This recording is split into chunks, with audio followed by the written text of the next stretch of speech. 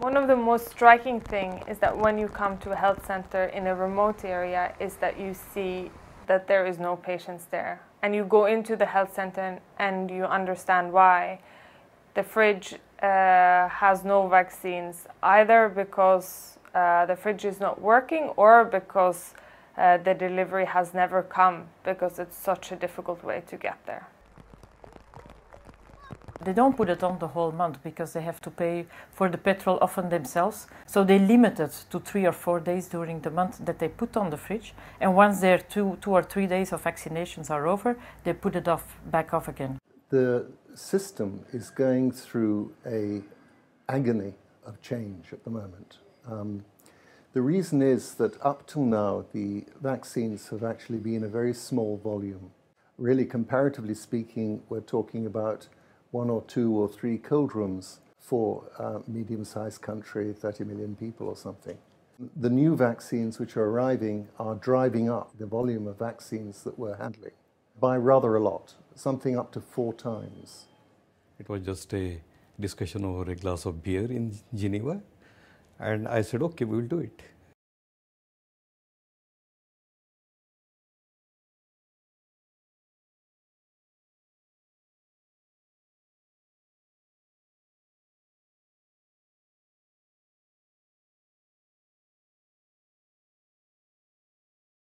I think at the end of the day, it is the vaccine manufacturers are in a vaccine business to make profit. Nobody wants to make losses and make the products, right? So if they feel that the profits are not going to come by developing a product for a developing country, then naturally there will be hesitation.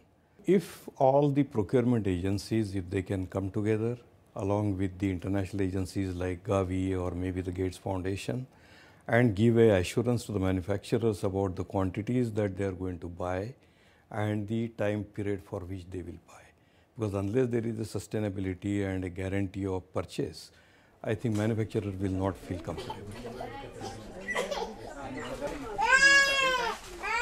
It's a frustrating thing when you see that a measles vaccination that is so easy to give and should have been just such a normal thing for all children to have, that you see that because of rupture of cold chain or rupture of administration, that children are dying for something that could so much be prevented.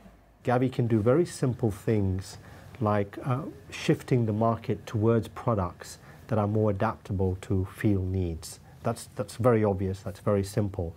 But it can also design its policies around that and not necessarily just look at price as an indicator, but adaptability as a key point.